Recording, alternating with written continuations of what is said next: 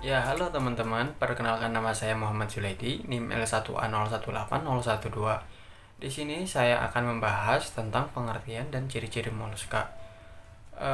Moluska adalah hewan yang sifatnya tripoblastik, selomata, dan invertebrata serta multiseluler. Istilah moluska sendiri berasal dari bahasa Yunani yang diambil dari kata molluskos yang artinya lunak. Moluska juga termasuk dalam hewan yang lunak, yang bercangkang maupun yang tidak bercangkang. Contohnya kerang-kerangan, siput, kiton maupun kerabatnya. Kemudian kita pergi ke ciri-ciri moluska. Di sini ada beberapa ciri-cirinya. Yang pertama, mempunyai ukuran yang bervariasi. Yang kedua, mempunyai tubuh yang lunak dan tidak berruas-ruas. Yang ketiga, merupakan tripoblastik selomata. Yang keempat, merupakan hewan invertebrata atau tidak memiliki tulang belakang. Yang kelima, hidup di air dan di darat. Yang keenam, organ ekskresinya berupa nephridia. Yang ketujuh, mempunyai radula atau lidah bergigi. Yang kedelapan, bersifat hewan heterotrof. Yang kesembilan, berkembang biak secara seksual. Nama saya Milenia Nirwana Putri, NIM L1A018032. Di sini saya akan menjelaskan tentang klasifikasi moluska. Klasifikasi moluska dibagi menjadi 5, yaitu kelas Amphineura, kelas Gastropoda, kelas Cephalopoda, kelas Capoda, dan kelas Bivalvia. Yang pertama, kelas Amphineura. Kelas Amphineura adalah hewan yang memiliki cangkang berjumlah 8 yang tersusun dari atap rumah tubuhnya. Kemudian cangkang tersebut terbuat dari zat kapur. Hewan ini memiliki tubuh simetri bilateral. Tubuhnya seperti telur dan pipi. Habitat dari kelas Amphineura biasanya menempel pada bebatuan serta bernafas dengan insang. Contoh dari kelas Amphineura adalah Chiton sp dan Neopilina sp. Kemudian kelas yang kedua yaitu kelas Cephalopoda. Kelas Cephalopoda adalah kelompok hewan yang memiliki 2 kaki di bagian kepala. Hewan ini tidak memiliki cangkang. Tubuhnya terdiri dari kepala, leher, dan badan. Habitatnya di laut, bernafas menggunakan insang, memiliki sistem pencernaan yang lengkap, dan sistem peredaran darah tertutup. Fertilisasi terjadi di air laut. Contoh dari kelas Cephalopoda adalah gurita dan cumi-cumi. Kelas yang ketiga yaitu kelas Gastropoda. Kelas Gastropoda merupakan kelompok yang memfungsikan perutnya untuk berjalan dan bergerak. Kelas Gastropoda mengeluarkan lendir untuk memudahkannya bergerak dan berjalan. Hewan ini merupakan hermafrodit atau 2 jenis kelamin dalam satu tubuh. Gastropoda biasanya dimanfaatkan oleh manusia sebagai bahan makanan karena kandungan proteinnya yang tinggi. Contoh dari kelas Gastropoda yaitu Achatina fulica atau bekicot dan Pila ampulacea atau siput sawah. Dan untuk kelas yang keempat yaitu kelas Capoda. Kelas Capoda merupakan kelompok hewan yang memiliki bentuk cangkang tajam seperti trompet atau taring. Habitat hewan ini terdapat di substrat berlumpur atau berpasir dan hidup dengan menanamkan diri di daerah tersebut. Contoh dari kelas Kapoda yaitu Dentalium. Untuk kelas yang terakhir atau kelas yang kelima yaitu Bivalvia. Kelas Bivalvia merupakan kelompok hewan moluska yang memiliki kaki pipi dan cangkangnya sepasang terbuka menjadi dua sehingga disebut bivalvia. Cangkangnya terdiri dari 3 lapisan, yaitu lapisan periostrakum, lapisan prismatik, dan nakreas. Itu semua tadi merupakan kelas dari moluska atau klasifikasi moluska. Semoga bermanfaat dan terima kasih.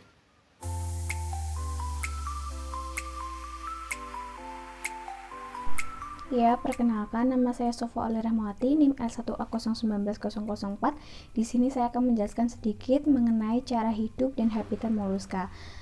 Menurut Kimball tahun 2006, moluska ini dapat hidup di tempat yang beragam seperti laut, air payau, rawa-rawa, sungai, hutan, bahkan juga di daratan.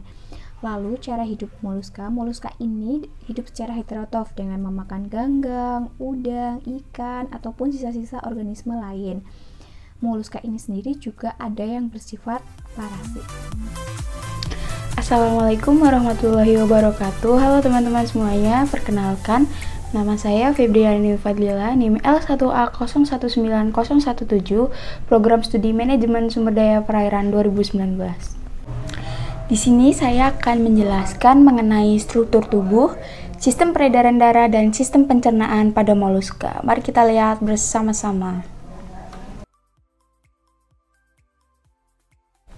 Tubuh moluska mempunyai 3 struktur utama, yaitu yang pertama adalah kaki.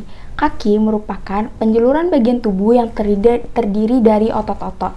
Kaki ini berfungsi untuk bergerak, merayap, dan juga menggali. Bagian yang kedua yaitu massa visceral. Massa visceral merupakan bagian tubuh yang lunak, tempat terdapatnya organ-organ tubuh, seperti organ reproduksi, organ pencernaan, dan juga organ ekskresi. Dan bagian yang ketiga yaitu mantel. Mantel merupakan bagian tubuh yang menyelubungi massa visceral. Selanjutnya yaitu mengenai sistem peredaran darah pada moluska. Sistem peredaran darah pada moluska sendiri merupakan sistem peredaran darah terbuka. Sistem peredaran darah ini terdiri dari jantung dan pembuluh darah. Jantung sendiri terdiri dari 1 atau 2 atrium dan juga 1 ventrikel. Dan pembahasan yang terakhir yaitu mengenai sistem pencernaan pada moluska. Sistem pencernaan pada moluska terdiri dari mulut, esofagus, lambung, usus, dan anus. Pada jenis moluska tertentu, di bagian mulutnya terdapat rahang dan lidah yang bergerigi yang bisa bergerak ke depan dan ke belakang.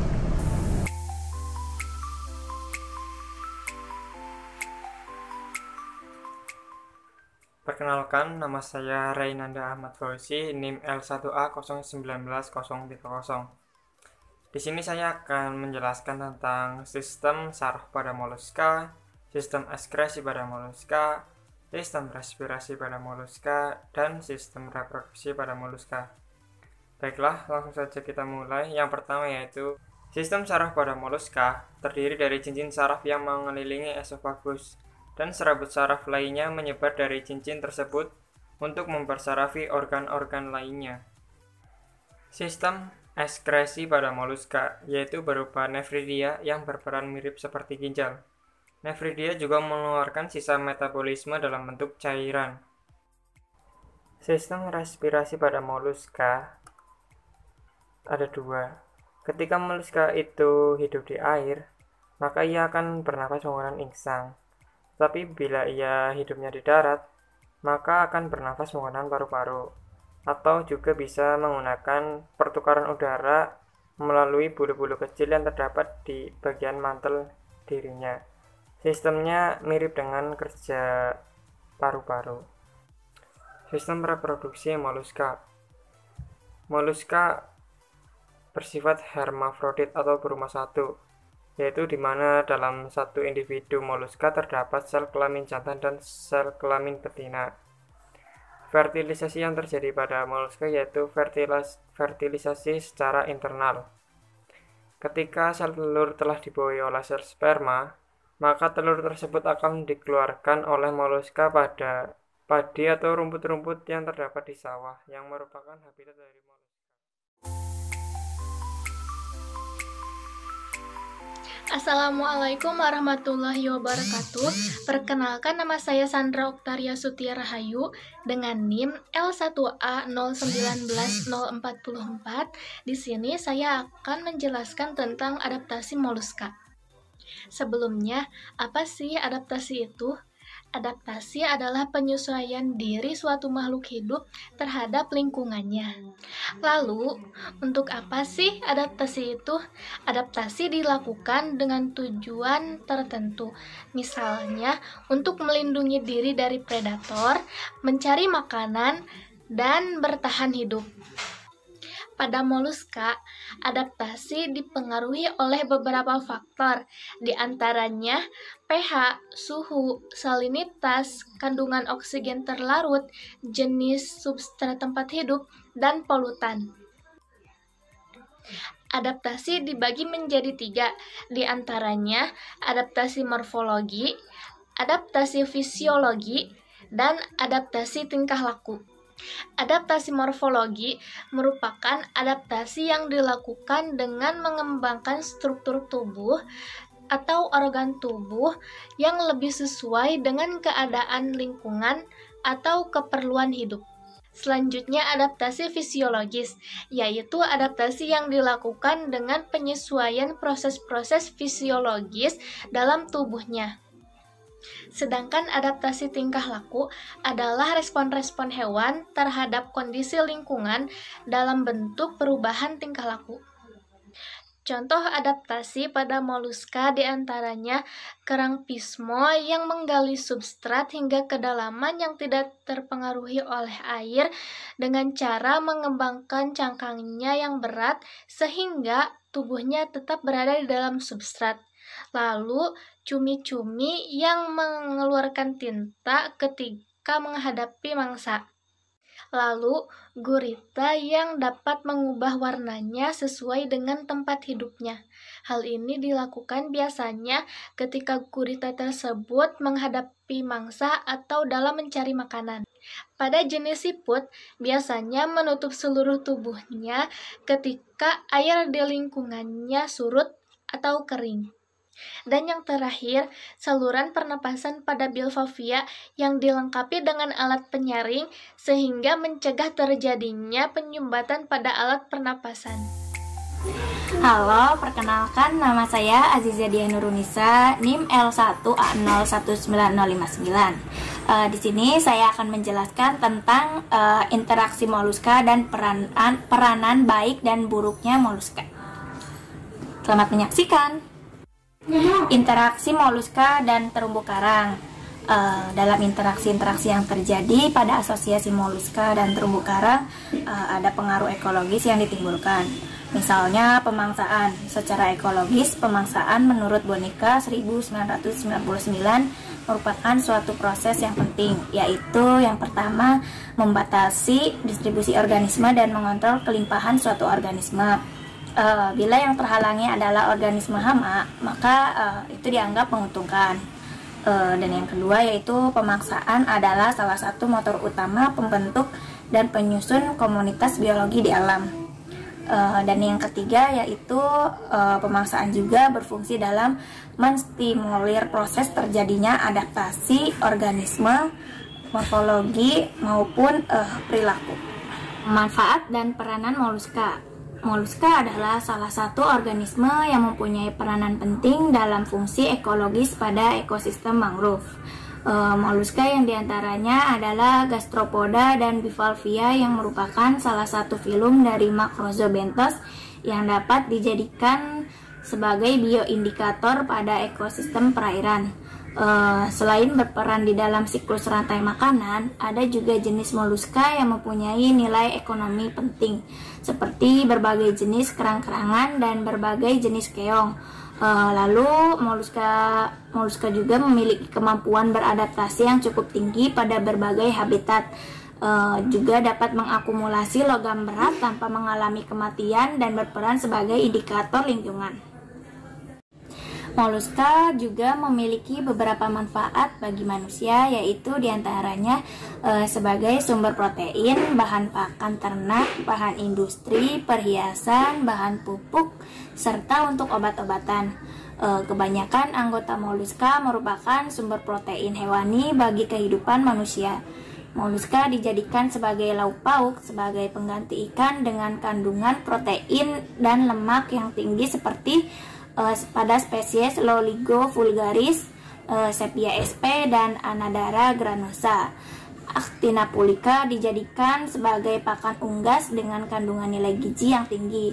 Berbagai cangkang dari moluska dapat dijadikan sebagai bahan industri, terutama industri rumah tangga.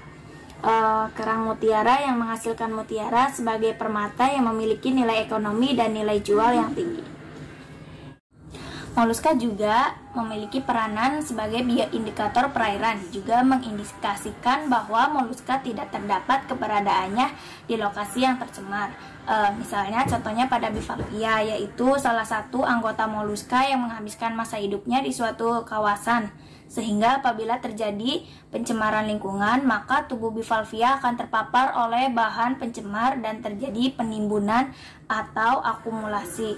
Sehingga jika ada bahan tercemar yang masuk di tubuh spesies tersebut, maka tubuh dari spesies yang tidak toleran tidak dapat bertahan hidup. Dengan demikian, keberadaannya dapat ditandai. Selain banyak manfaatnya, moluska juga mempunyai peranan yang merugikan. Di antaranya yang pertama yaitu merusak bangunan kapal. Spesies Pteridonavalis juga biasa disebut dengan shipworm, merupakan hewan air asin sejenis udang yang namanya cukup terkenal karena dapat memakan kayu dan bahkan mampu menghancurkan. Itulah mengapa sebagian orang menyebutnya rayap laut. Hewan satu ini merupakan bagian dari moluska dalam keluarga Pteridinidae. Yang kedua yaitu sebagai inang perantara cacing hati.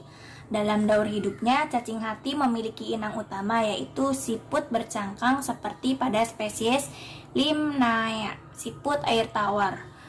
Ketika daur hidup cacing ini berada pada tahap mirasidium setelah menetas di fases dan terbawa di alam, cacing ini akan mencari inangnya, yaitu para moluska, terutama siput air tawar yang bercangkang seperti Limnaea.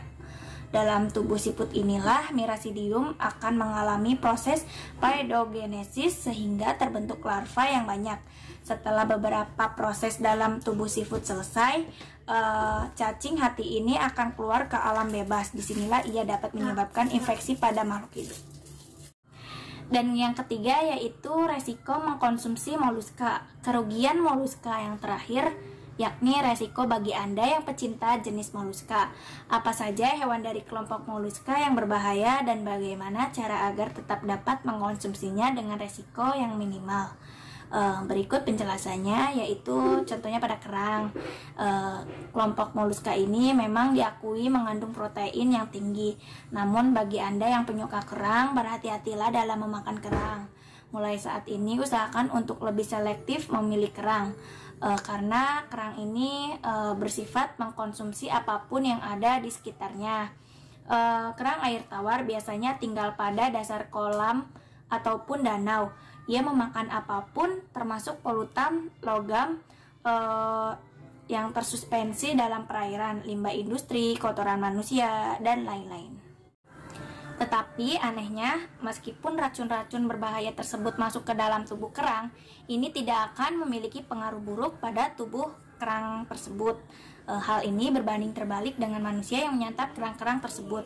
Jumlah logam dan bahan-bahan lain yang berbahaya yang ada dalam tubuh kerang akan sangat membahayakan kesehatan orang yang mengonsumsinya. Kerang air tawar barulah dianggap layak konsumsi jika ia hidup dalam lingkungan yang kondisinya bersih dari pencemaran.